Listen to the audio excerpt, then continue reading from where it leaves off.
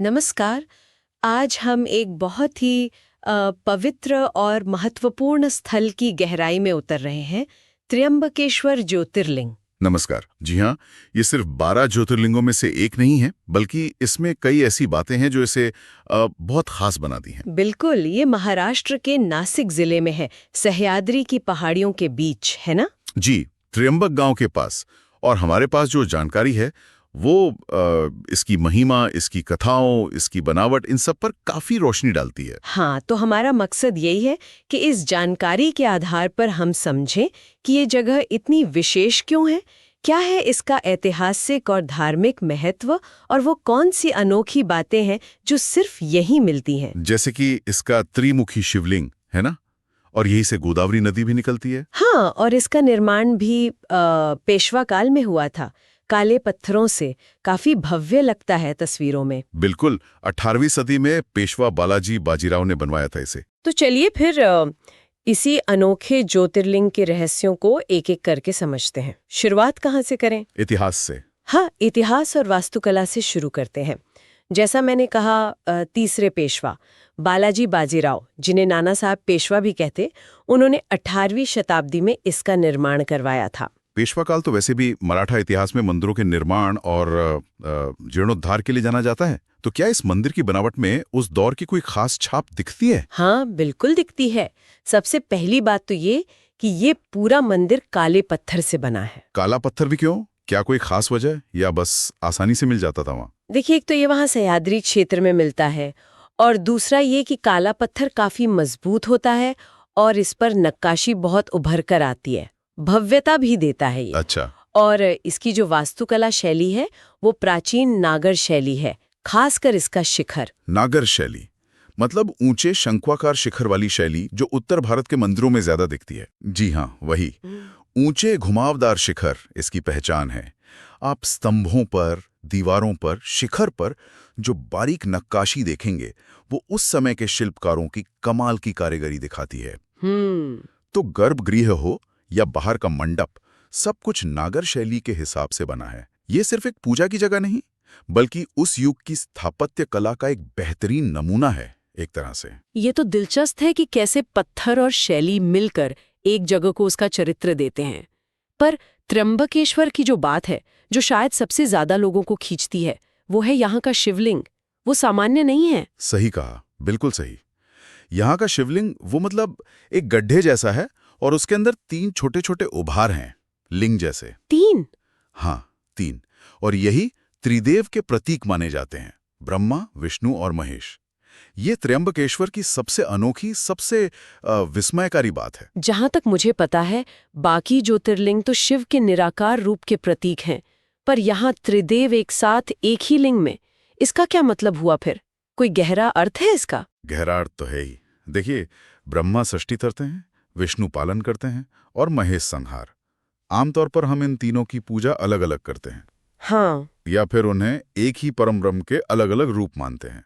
लेकिन यहाँ एक ही लिंग के अंदर तीनों का होना ये दिखाता है कि सृष्टि की ये जो 3 मूल शक्तियां हैं, बनाना, चलाना और मिटाना, ये असल में अलग नहीं है, ये अविभाज्य हैं। अविभाज्य मतलब एक ही है। हाँ, एक तरह से कह सकते हैं कि एक ही परम तत्व की अलग अलग अभिव्यक्तियां हैं।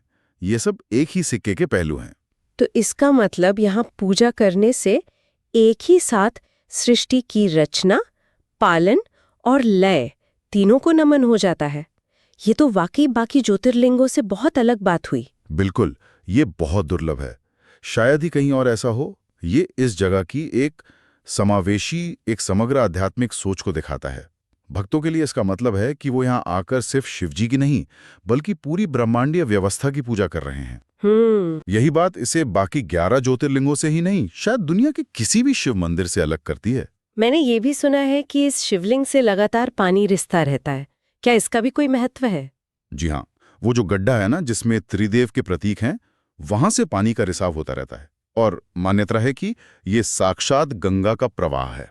ये इस जगह की जीवंतता और पवित्रता का प्रतीक है। अच्छा।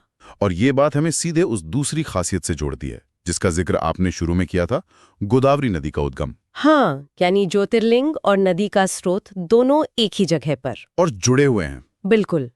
मंदिर परिसर के पास ही ब्रह्मगिरी पर्वत है, वहीं से गोदावरी नदी निकलती है और इसे दक्षिण गंगा भी कहते हैं। दक्षिण गंगा और गौतमी गंगा भी कहते हैं शायद। जी हाँ, गौतमी गंगा भी, क्योंकि ये ऋषि गौतम की कथा से जुड़ी है। देखिए, भारत में नदियों को माँ का दर्जा दिया गया है, वे जीवन देती हैं। तो किसी बड़ी नदी का उद्गम स्थल होना उस जगह के धार्मिक महत्व को कई गुना बढ़ा देता है। हाँ बिल्कुल। तो यहाँ दर्शन भी और पवित्र नदी में स्नान भी। दोनों का पुण्य एक साथ। और गोदावरी को गौतमी गंगा क्यों कहते हैं, इसके पीछे वो ऋषि गौतम की कहानी है जो आपने पूछी। वो कहानी इस जगह को समझने के लिए बहुत जरूरी है। हाँ बताइए ना उसके बारे में, क्या कथा है वो? बहुत जरूरी कथा है। पुराणों के अनुसार बहुत पहले इसी इलाके में सप्त ऋषियों में से एक ऋषि गौतम अपनी पत्नी अहिल्या के साथ रहते थे। वो बड़े तपस्वी थे। कहते हैं उनके तपोबल से उनके आश्रम में कभी अन्न जल की कमी नहीं होती थी, जबकि बाकी जगहों पर शायद सूखा पड़ा था। तो फिर बाकी ऋषियों को ईर्ष्या हुई होगी, जैसा अक्सर कथाओं में होता है। हाँ, कथा तो यही कहती है। कुछ दूसरे ऋषियों ने जलन के मारे एक चाल चली। उन्होंने गणेश जी को प्रसन्न करके उनकी मदद ली और एक मायावी गाय बनाई। मायावी गाय? जी। वो गाय ऋषि गौतम के धान के खेत में चरने लगी। अब ऋषि गौतम ने जब उसे हटाने के लिए सिर्फ कुश, मतलब एक तरह की घास होती है, उससे धीरे से छुआ ही था कि वो गाय वहीं गिरकर मर गई। अरे, पर वो तो मायावी थी और उन्होंने तो बस छुआ था। हाँ, पर देखने वालों को तो यही लगा कि ऋषि ने गौ हत्या कर दी, और उस जमाने में गौ हत्या महापाप माना जाता था। ओह, तो उन पे झूठा आरोप लग गया। बिल्कुल। बेचारे ऋषि गौतम बहुत दुखी हुए, ग्लानि से भर गए, और बाकी ऋषियों ने उन्हें आश्रम से निकाल दिया। अब इस पाप से मुक्ति पाने के लिए उन्होंने कठोर तपस्या करने का फैसला किया। किसकी तपस्या की उन्होंने? भगवान शिव की। उनकी पत्नी अहिल्या ने भी साथ दिया। सालों तक कठोर तपस्या चली। आखिर में शिवजी प्रसन्न हुए और प्रकट हुए। उन्होंने ऋषि गौतम को बताया कि वो निर्दोष हैं और उन्हें पाप से मुक्त किया। और फिर यहीं ज्योतिर्लिंग के रूप में स्थापित हो गए। हाँ, ऋषि गौतम ने प्रार्थना की शिवजी से कि आप यहीं रहिए, लोक कल्याण के लिए, ताकि आगे भी लोग यहाँ आकर अपने पापों से मुक्ति पा सकें। शिवजी मान गए और त्र्यंबकेश्वर ज्योतिर्लिंग के रूप में यहीं बस गए। पर ऋषि गौतम की एक और प्रार्थना थी। वो क्या थी? उन्होंने माँ गंगा से प्रार्थना की कि वो यहाँ प्रकट हों, ताकि वो स्नान करके पूरी तरह पवित्र हो जाएं। तब माँ गंगा शिवजी की जटाओं से निकलकर यहाँ नदी के रूप में बहने लगी और ऋषि गौतम के नाम पर गौतमी कहलाई। अच्छा, तो वही गौतमी आज गोदावरी है? जी हाँ, वही आज की गोदावरी नदी है। ये कथा तो अद्भुत है। मतलब इसमें प्रायश्चित भी है, तपस्या की शक्ति भी, भगवान की कृपा भी और शुद्धि का महत्व भी। ये दिखाती है कि कैसे सच्ची भक्ति से भगवान मिलते हैं और कृपा करते हैं। बिल्कुल सही कहा आपने। ये कथा त्र्यंबकेश्वर की आत्मा है। ये सिर्फ एक कहानी नहीं है, ये जीवन के संघर्ष, शुद्धि की तलाश और आखिर में मोक्ष की उम्मीद का प्रतीक है। और भक्त लोग यहाँ की पूजा पाठ में वही शुद्धि और कृपा ढूंढते हैं। तो अब यहाँ की पूजा और धार्मिक रिवाजों पर आते हैं। सोमवार का दिन और श्रावण का महीना यहाँ बहुत खास माना जाता है ना? हाँ, सोमवार तो शिवजी का दिन है ही, और श्रावण का महीना, बारिश का मौसम, वो तो पूरा शिव भक्ति के लिए ही होता है। इन दिनों त्र्यंबकेश्वर में भक्तों की भारी भीड़ होती है। कांवड़िए वगैरह भी आते होंगे? जी बिल्कुल। देश भर से कांवड़िए पवित्र जल लेकर आते हैं, शिवलिंग पर चढ़ाते हैं। मंदिर में विशेष पूजा होती है, रुद्राभिषेक होता है, माहौल एकदम भक्तिमय हो जाता है। और इन रोज की पूजाओं के अलावा एक बहुत बड़ा आयोजन भी तो होता है यहाँ, कुंभ मेला। हाँ, ये एक बहुत ही महत्वपूर्ण बात है। भारत में 4 जगह कुंभ लगता है: प्रयागराज, हरिद्वार, उज्जैन और नासिक त्र्यंबकेश्वर। हर 12 साल में? जी, हर 12 साल में जब बृहस्पति ग्रह सिंह राशि में आता है, जिसे सिंहस्थ कहते हैं, तब नासिक और त्र्यंबकेश्वर में कुंभ का मेला लगता है। उसकी तो कल्पना करना भी मुश्किल है। लाखों लोग आते होंगे, साधु संत, आम श्रद्धालु। हाँ, दुनिया का सबसे बड़ा शांतिपूर्ण धार्मिक जमावड़ा माना जाता है इसे। लाखों लोग गोदावरी में स्नान करने आते हैं, जिसे शाही स्नान कहते हैं, और त्र्यंबकेश्वर के दर्शन करते हैं। अलग अलग अखाड़ों के साधु संतों की पेशवाई निकलती है, उनके स्नान के दृश्य होते हैं। फिर आम जनता का तो जैसे समंदर उमड़ पड़ता है। वो आस्था, परंपरा और भारतीय संस्कृति का एक गजब का नजारा होता है। वो सिर्फ धार्मिक मेला नहीं होता, वो एक सामाजिक और सांस्कृतिक महाकुंभ होता है। इतनी भीड़, इतनी गहरी आस्था, आखिर क्या है जो इतने लोगों को यहाँ खींच लाता है? क्या मानते हैं लोग? लोगों का विश्वास बहुत गहरा है। उनका मानना है कि त्र्यंबकेश्वर ज्योतिर्लिंग के दर्शन करने भर से जीवन सफल हो जाता है। सोचिए ना, यहाँ त्रिदेव एक साथ हैं, पवित्र नदी का उद्गम है, ऋषि गौतम की तपस्या का फल है। हाँ। तो इन सब के मिले-जुले असर से ये माना जाता है कि यहाँ की गई पूजा, की गई प्रार्थना सीधे भगवान तक पहुंचती है और फल देती है।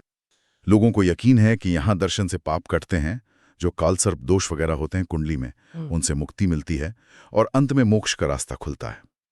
तो मतलब ये जगह सिर्फ पूजा पाठ का केंद्र नहीं है, बल्कि जीवन की मुश्किलों का हल ढूंढने और आध्यात्मिक शांति पाने की उम्मीद लेकर आने वालों के लिए भी एक बहुत अहम पड़ाव है। बिल्कुल।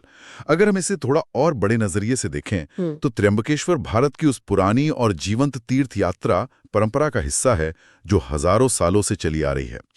ये परंपरा लोगों को उनकी जमीन से, उनके इतिहास से, उनकी कथाओं से और सबसे बढ़कर उनकी अपनी अंदर की आध्यात्मिक खोज से जोड़ती है। तो कुल मिलाकर जब हम त्र्यंबकेश्वर की बात करते हैं तो एक मिली-जुली तस्वीर सामने आती है।